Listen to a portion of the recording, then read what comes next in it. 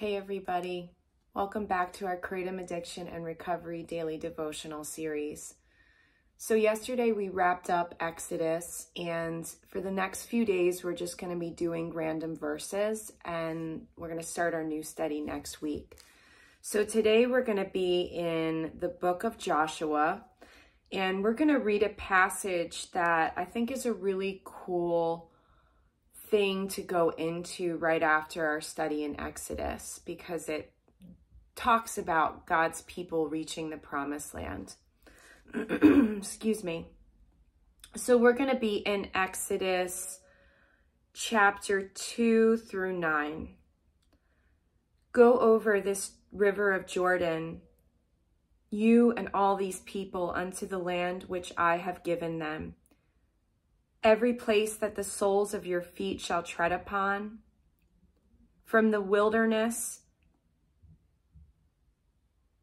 and all the lands around unto the great sea toward the going down of the sun, shall be your coast. I'm reading out of my KJV, so I'm trying to make it a little bit more understandable. So sorry if I paused for a moment. I'm changing around the these and the thous right now. There shall not any man be able to stand before you all the days of your life. I will not fail you, nor forsake you. Be strong and of a good courage, for unto these people you shall divide for an inheritance of the land, which I swore unto their fathers to give them. Only be strong and very courageous, that you may observe to do what I have commanded of you. Turn not from it to the right hand or to the left, that you may prosper wherever you go. This book of the law shall not depart out of your mouth, but you shall meditate on it day and night, that all that is written within it, for it shall make you prosperous, and then you shall have good success. Have not I commanded you? Be strong and of a good courage. Be not afraid, neither be dismayed, for the Lord your God is with you wherever you go. I love this so much. This verse specifically, this ninth verse here in the first chapter, have I not commanded you, be strong and of a good courage, be not afraid, nor be dismayed, for the Lord your God is with you wherever you go. This verse was like my rock. I meditated on this for probably a month and a half straight during my job searching and my whole like applying and getting my resume together, going to my interview. This verse was my rock. And I didn't even realize it because I had read Exodus and then the books in between that and this book of Joshua. I had read that when I had first quit Kratom, maybe how long ago was it at that point? 2.5 years prior. And I didn't really have any reason to like revisit it. Because my goal was to read the word in its entirety the first year after I quit. And then I have taken my time just going through and meditating so much more on the word, day by day, instead of reading a certain amount of chapters. So I never made it back to Exodus, Leviticus, Numbers, Joshua, all these earlier books, because I've been focusing on other stuff when I read the word. But I was meditating on this verse, and I didn't even realize it until I went in for my job interview. And I had written it down on a little piece of paper that I kept in the pocket of the shirt that I was wearing in this interview. And I was early to my interview, so I just looked up a Bible study about this verse in the meanwhile when I was waiting for my interview to start. And I realized at that point, and it was just like God blessed me so much in this moment, that this was the point where God's people were being led into the promised land. And I was sharing with you before how like I was in the wilderness for 1.5 years of my recovery, where I was healing and going through a lot of challenges mentally, physically, everything. And then I spent almost 1 year rebuilding my life. And then in that very moment, when I was waiting for this interview to start, I realized that this verse that I had been meditating on unknowingly was about God's people actually being led into the promised land. And I was just like, thank you, Lord. It was so deep and it was so personal and it was so tangible when I read that Bible study about this verse. And I ended up, doing great in the interview and getting this job. And I told you yesterday how it this was part of like the entrance into the promised land for me, was to get back to a job that I wanted to be in. And so I found that to be so beautiful. And like today, I encourage you as we read this passage. Yesterday, we talked about how the promised land could look for you. And today, this passage kind of just backs it up, where, God says multiple times that be strong and courageous, and, don't be afraid or be dismayed, for God is with us wherever we go.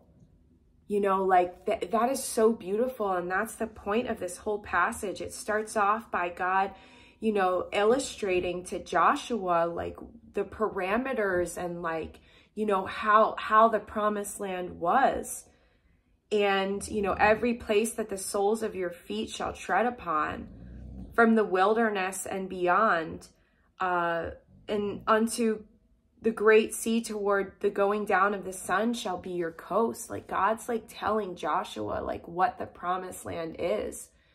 And then he tells him multiple times to, be strong and courageous. And then this verse that I was just explaining to you, how it had so much depth and meaning in my life, that, then God says to him, have I not commanded you? Because he just said multiple times, be strong, be courageous, don't be afraid or be dismayed. For the Lord your God is with you wherever you go. And I think that this is the perfect verse and passage to focus on for this devotional after we wrapped up in Exodus yesterday. Because you guys, wherever you're at in your process, a lot of you are in the wilderness right now. A lot of you aren't even ready to quit yet. I wasn't ready to quit for so long. But the point of what we're saying today is that the promised land is to come, and that we are to be strong and courageous. We are not to be afraid or dismayed, for God is with us wherever we go, through the depths of this addiction, through the depths of this recovery and healing process. God is with us. And obviously we are flesh and blood, and obviously we are going to fail and we are going to hit the wall when we're going through post-acute withdrawal syndrome, and the fatigue and the anhedonia and the depression and the anxiety and the not knowing of how long it's going to last become too much for us moment to moment. We are going to struggle.